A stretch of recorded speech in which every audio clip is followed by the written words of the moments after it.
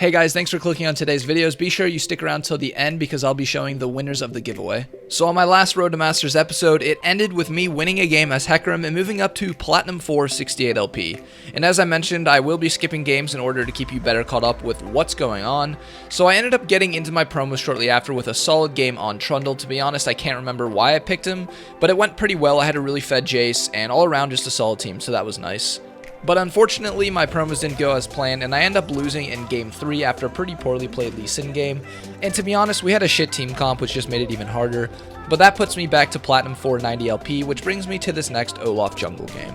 Alright guys, so I just want to catch you up to speed with what my current Season 7 jungle pool looks like. So obviously Lee Sin is my #1 pick, he's my go-to, but when he gets pick or banned, which is frequently, I have to pick up other champions. So I've picked up Heizman and Olaf as my backups. Heizman is my #1 backup, but Olaf is kind of like my third string if they're both pick or banned, which is actually quite often. So Olaf is my next pick, and you see him in this game here. He goes pretty well against Lee Sin, that's why I picked him up.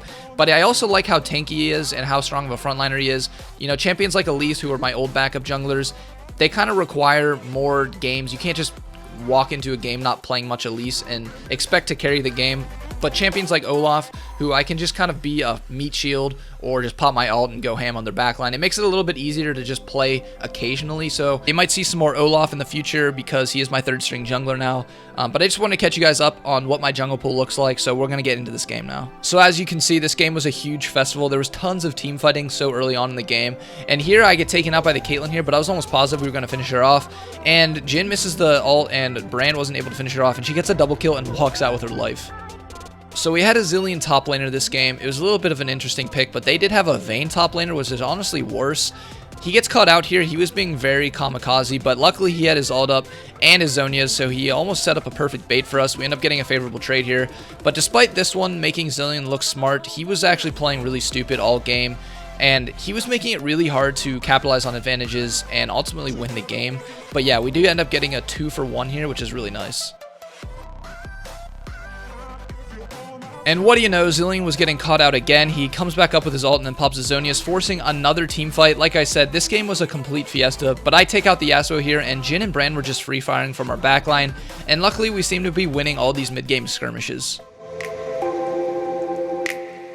Now, for how much I was hating on the Zilean, I actually do the same thing here. I make a really bad decision. I thought that me and Brand could 2v2 the Yasuo and Morgana. I thought I was a lot stronger than Yasuo, but apparently I was dead wrong, and we get taken out 2-for-0, which opens up a free Baron for them, and they do actually take the Baron. But luckily for us, the enemy team wasted Baron. They were not able to capitalize on it at all. Our base didn't even get cracked in the slightest. But here, another fight breaks out. I don't know about this fight once again. I was like 1/4 HP. I was trying to tell them to back off. But inevitably, another fight breaks out, and the fiesta continues.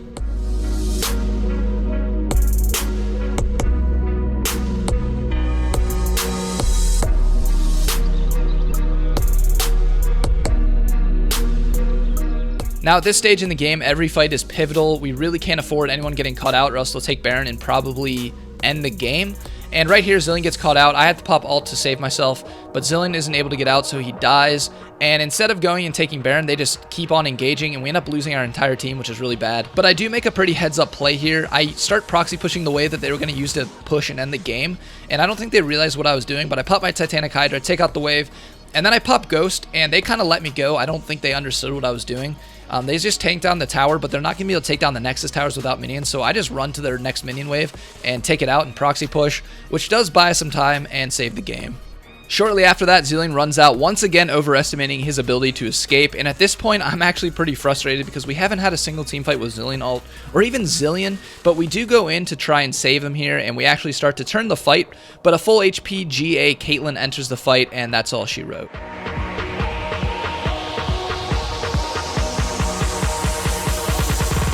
And the next game after this, I end up getting mid lane. I play Syndra. I felt like I played pretty well this game, but we end up getting crushed, and I pick up another loss. And moving on to the next game, I'm playing Lee versus Shyvana. I decided to invade level 3, and my Camille roams down with me, and we get the easy first blood for Camille. In this game, I was playing way more aggressive all around. We had the Shyvana pretty behind, which gave me a confidence to invade. I pick up a kill onto the Vel'Koz, and then I end up looping around and getting another kill on the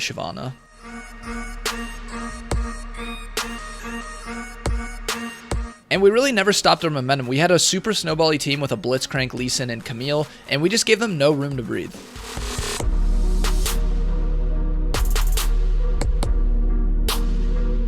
Ezreal narrowly escapes Camille here, but I ward hop forward and throw out the prediction Q here and perfectly land it and finish it up with the kick flash into my Camille for some extra style points.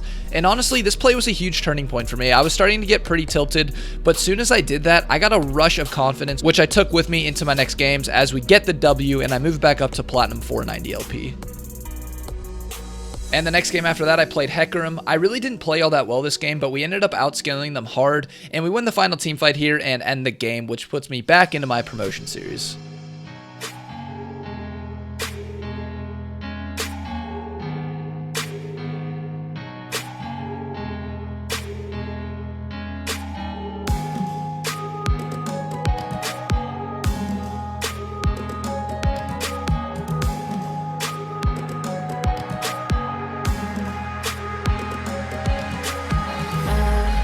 Flying high, you know how I feel. Sun in the sky, you know how I feel. Breeze drifting on by, you know how I feel. It's a new dawn, it's a new day, it's a new life for me.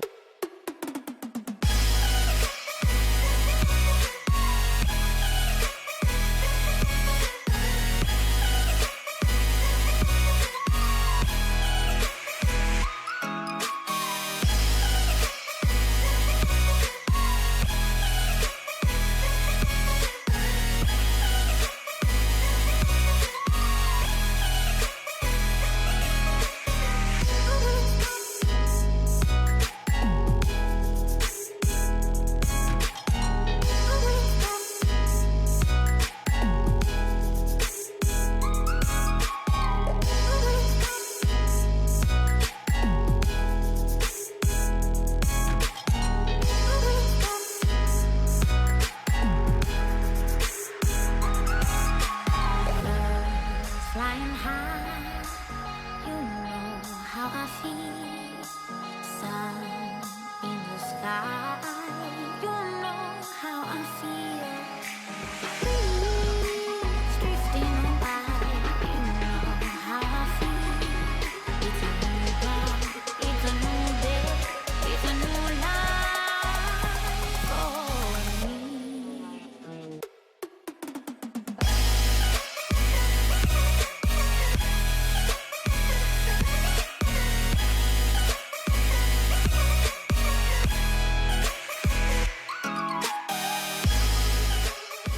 And so I do get the victory in my first promo game, and so on to game 2 we go.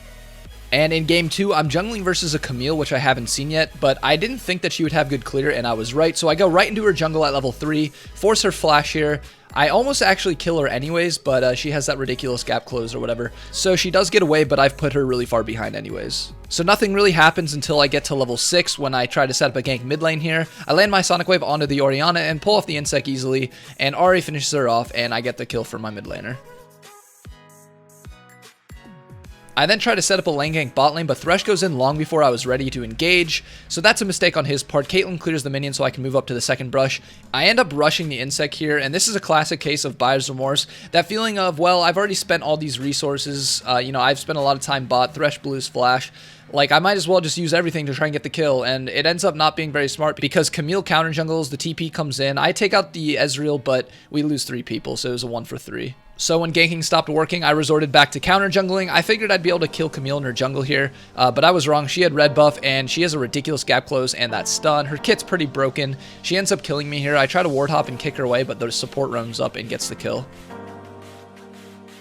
But luckily for us, they pull the same mistake. They tried and counter jungle me. They go in too far, and our team collapses on them. We stay up till we see the sun, but I can never get enough. I go for another gank bot lane. I notice that the enemy Ezreal uses Arcane Shift forward, which gives me an easy opportunity to go in. Thresh flashes and hands me the Lantern. I land the Sonic Wave, and I go in and I take out the Ezreal, and then we eventually get the tower.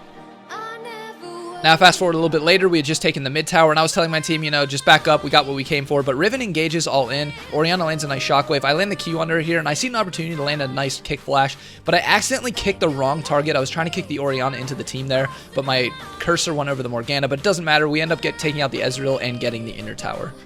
And once you take down that mid inner tower, it opens up a lot of the map and allows you to go into their jungle. So that's what we do here. We try to set up a pick inside their jungle. Thresh lands a nice hook here. I just kind of sit back. I'm trying to wait for them to blow all their cooldowns onto our support. But I noticed that the Camille goes in on our Caitlyn, and she was our best target at this point. So I just chose to peel off here and help her, and it works out.